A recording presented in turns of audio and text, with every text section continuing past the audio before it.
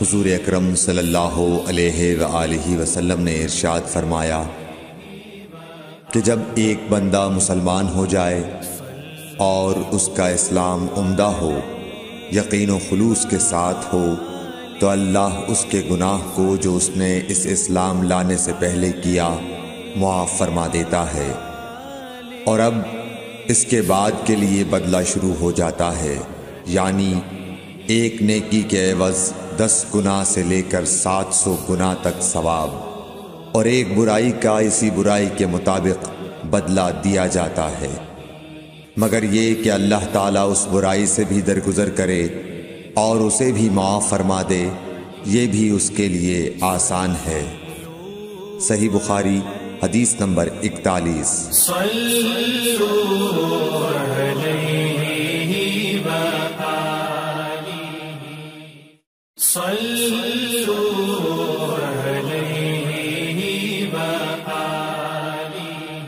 رسول اللہ صلی اللہ علیہ وسلم جب مدینہ تشریف لائے تو پہلے اپنی نانہال اترے جو انصار تھے، اور وہاں آپ نے 16 یا 17 ماہ بیت المقدس کی طرف منہ کر کے نماز پڑھی، اور آپ کی خواہش تھی کہ آپ کا قبلہ بیت اللہ کی طرف ہو۔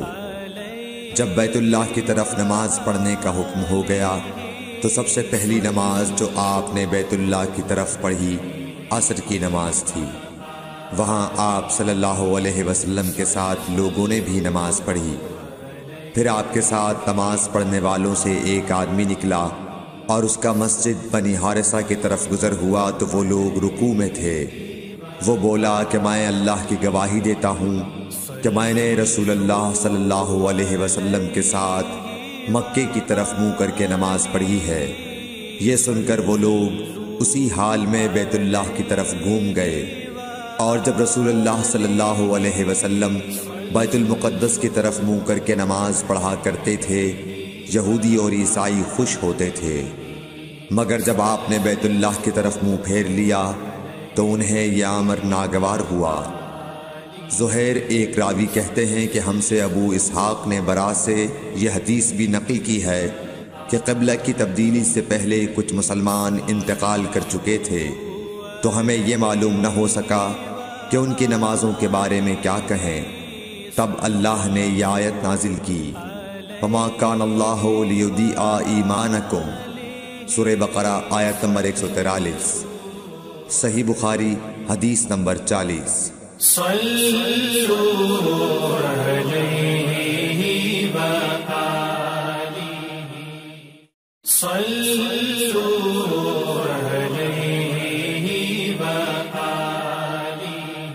حضرت صلی اللہ علیہ وسلم نے فرمایا، بے شک دین آسان ہے، اور جو شخص دین میں سختی اختیار کرے گا تو دین اس پر غالب آ جائے گا اور اس کی سختی نہ چل سکے گی۔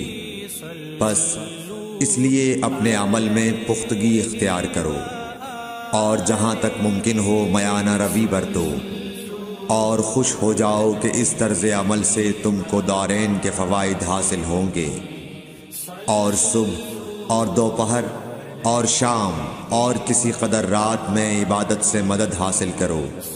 نماز 5 وقتہ بھی مراد ہو سکتی ہے کہ پابندی سے ادا کرو۔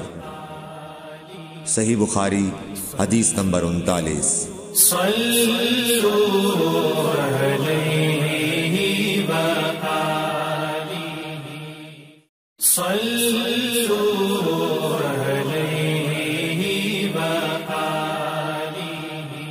حضرت صلی اللہ علیہ وسلم نے فرمایا، جس نے رمضان کے روزے ایمان اور خالص نیت کے ساتھ رکھے اس کے پچھلے گناہ بخش دیے گئے۔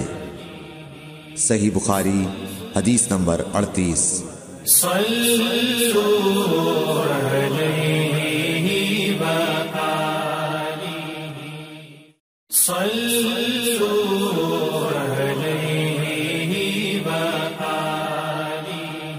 رسول اللہ صلی اللہ علیہ وسلم نے فرمایا، جو شخص اللہ کی راہ میں جہاد کے لیے نکلا اللہ اس کا ضامن ہو گیا۔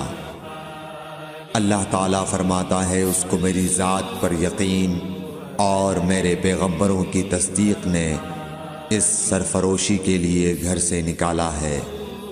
میں اس بات کا ضامن ہوں کہ یا تو اس کو واپس کر دوں ثواب اور مال غنیمت کے ساتھ، یا شہید ہونے کے بعد جنت میں داخل کر دوں۔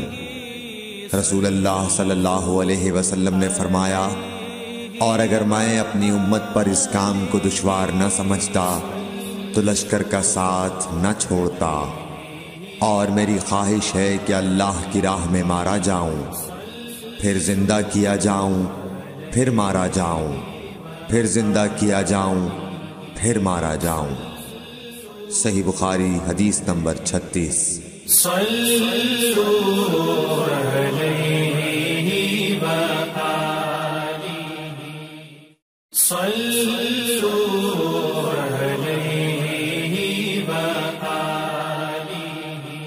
حضرت صلی اللہ علیہ وسلم نے فرمایا، جو کوئی رمضان میں راتوں کو ایمان رکھ کر اور ثواب کے لیے عبادت کرے اس کے اگلے گناہ بخش دیے جاتے ہیں۔ صحیح بخاری حدیث نمبر 37۔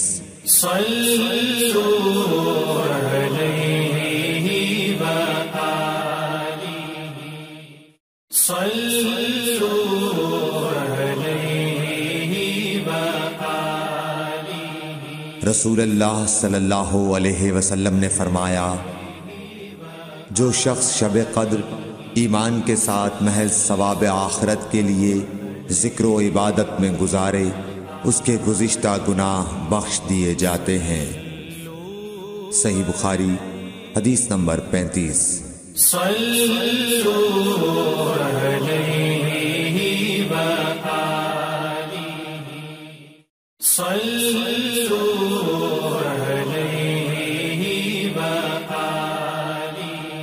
رسول اللہ صلی اللہ علیہ وسلم نے فرمایا کہ 4 عادتیں جس کسی میں ہوں تو وہ خالص منافق ہے، اور جس کسی میں ان 4 میں سے ایک عادت ہو تو وہ بھی نفاق ہی ہے جب تک اسے نہ چھوڑ دے۔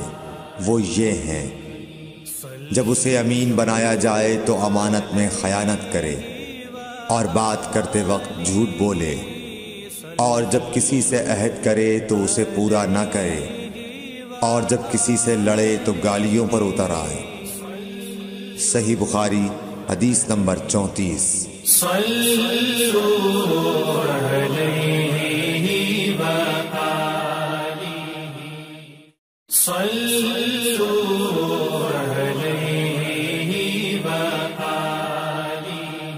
رسول اللہ صلی اللہ علیہ وآلہ وسلم نے فرمایا، منافق کی علامتیں 3 ہیں، جب بات کرے جھوٹ بولے، جب وعدہ کرے اس کے خلاف کرے، اور جب اس کو امین بنایا جائے تو خیانت کرے۔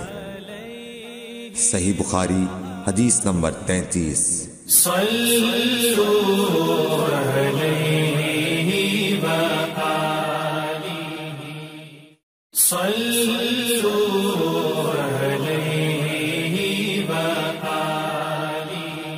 جب سورہ انعام کی یہ آیت اتری، جو لوگ ایمان لائے اور انہوں نے اپنے ایمان میں گناہوں کی آمیزش نہیں کی، تو آپ صلی اللہ علیہ وسلم کے اصحاب نے کہا، یا رسول اللہ، یہ تو بہت ہی مشکل ہے، ہم میں کون ایسا ہے جس نے گناہ نہیں کیا؟ تب اللہ پاک نے سورہ لقمان کی یہ آیت اتاری کہ بے شک شرک بڑا ظلم ہے۔ صحیح بخاری حدیث نمبر 32۔